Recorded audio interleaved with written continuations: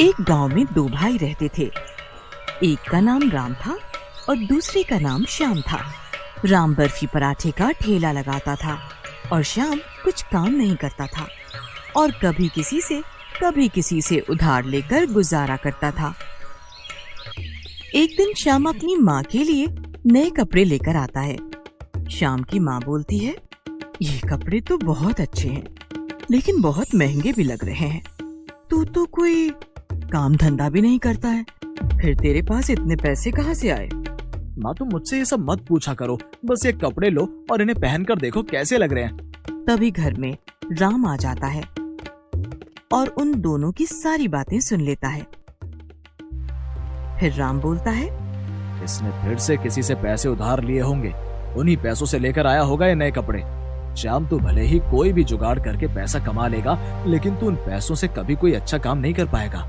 आप हमेशा ऐसे ही बोलते हो, आप इतनी ईमानदारी करके क्या करोगे? मुझे तो जल्द से जल्द अमीर बनना है, आपकी तरह ईमानदार बनकर जिंदगी भर गरीब नहीं रहना है। इतना सब बोलकर वो अपने भाई को चुप करा देता है, लेकिन राम समझदार था। उसे पता था कि ऐसे जुगाड़ करके कोई कभी अमीर नहीं बनता है।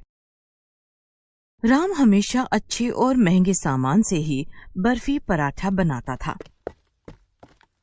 वो कभी खराब सामान इस्तेमाल नहीं करता था। वो कभी अपना फायदा नहीं सोचता था। एक दिन वो सामान लेने दुकान पर गया। तभी दुकानदार राम से बोला, अरे राम भैया, मुझे एक बात बताओ कि तुम इतने महंगे आटे और देसी घी से क्यों बर्फी पराठे बनाते हो? इससे तुझे कुछ फायदा भी होता होगा। दुकानदार भाई, मेरे ग्राहकों की सेहत का ध्यान रखना मेरी जिम्मेदारी है। मैं सस्ते सामान से बर्फी पराठा बनाकर उनकी सेहत खराब नहीं कर सकता हूँ। वो बहुत विश्वास से मेरे ठेले से बर्फी पराठा खाने आते हैं, मैं उनका विश्वास नहीं तोड़ सकता हूँ। राम वहाँ ठेला लगाता था तो वो जगह बाजार के बिल्कुल बीचों बीच थी, इसीलिए उसकी दुकान हमेशा ग्राहकों से भरी रहती थी। लोग बहुत स्वाद के साथ बर्फी पराठा खाते भी थे और अपने घर वालों के लिए पैक करवा कर भी ले जाया करते थे। रोज राम काम से वापस आकर अपने सारे कमाए हुए पैसे अपनी माँ को दे दिया करता था। उसे बर्फी पराठा में अच्छा सामान लगाने की वजह से ज्यादा फायदा नहीं होता था। ऐसे ही रोज की तरह राम काम पर से आकर सारे पैसे अपनी माँ को दे देता है। हर रोज के मुकाबले आज कम पैसे देखकर उसकी माँ राम से बोलती है, ये पैसे तो पहले से भी कम है। हाँ माँ, आज से आटे और देसी घी के दाम बढ़ गए हैं, इसलिए आज कम फायदा हुआ है। तो बेटा, तू भी अपने बर्फी पराठे के दाम बढ़ा दे। नहीं माँ, अगर मैंने अपने बर्फी पराठे के दाम बढ़ा दिए तो बहुत से गरीब लोग खरीद नहीं पाएंगे। बेटा, ऐसे तो हमें बहुत नुकसान हो जाएगा। कोई बात नहीं माँ, अगर गरीब लोगों को बर्फी पराठा बेचकर हमें कम फायदा होता है तो कोई बात नहीं। ये सब बातें उसका भाई श्याम सुन रहा था। भैया, आज के समय में लोग सबसे पहले खुद के बारे में सोचते हैं, ये बात आप कब समझोगे? श्याम, मैं ऐसा कभी भी नहीं सोच सकता, और बल्कि मैं ये चाहता हूँ कि तुम भी एक ईमानदार इंसान बनो और सच्चाई की राह पर चलो। नहीं नहीं भैया, मैं आपकी तरह कभी नहीं बनना चाहता हूँ, क्योंकि अगर आपकी तरह काम करूंगा तो मैं कभी अमीर नहीं बनूंगा और मुझे जल्द से जल्द बहुत अमीर बनना है। श्याम, एक बात का हमेशा ध्यान रखना कि तेरी वजह से किसी को कोई भी नुकसान नहीं पहुंचना चाहिए।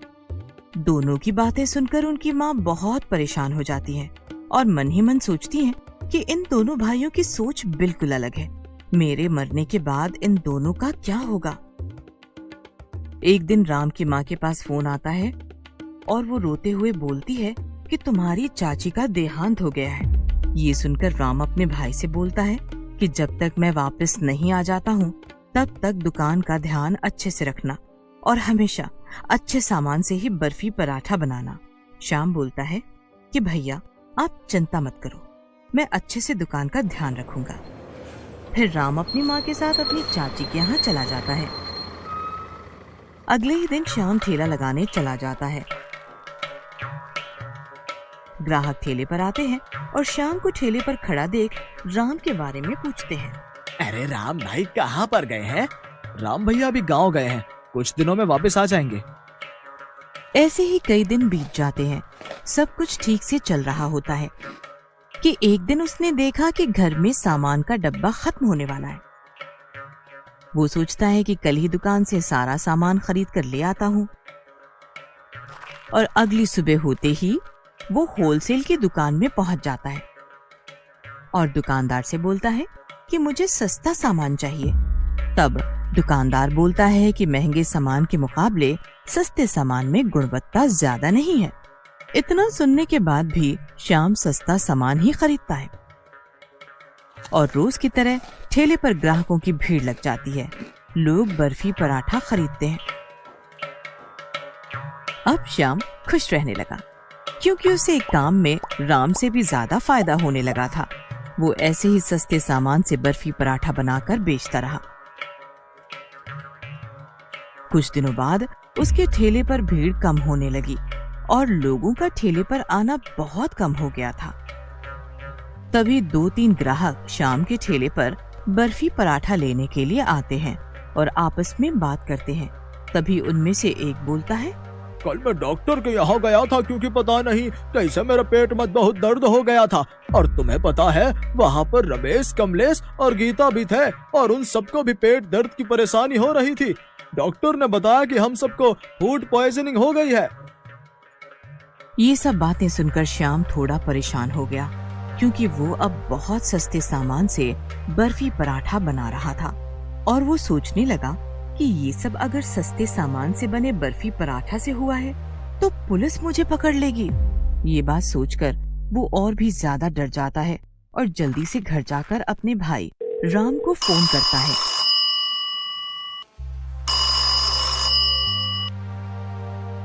और बोलता है, भैया मुझसे बहुत बड़ी गलती हो गई है। आपने मुझे बहुत समझाया लेकिन मैंने आपकी बात नहीं मानी और लालच की वजह से मैंने सस्ते सामान से बर्फी पराठा बनाकर बेचे और मेरी वजह से उन सभी लोगों को फूड पॉइजनिंग हो गई। भैया आप मेरी मदद कर दीजिए। मैंने तुझे पहले ही मना किया था लेकिन तूने मेरी बात नहीं मानी थी। अब देख तेरी वजह से सब लोग बीमार हो गए हैं। श्याम पहले जा और वो सस्ते सामान को बाहर फेंक दे और अब भगवान से दुआ कर कि वो सब लोग जल्दी से ठीक हो जाएं। ठीक है भैया, मैं अब से वही करूंगा जैसा आप कहेंगे। फिर श्याम ने वैसे ही किया। उसने सबसे पहले वो सारा सस्ता सामान उठाकर बाहर फेंक दिया।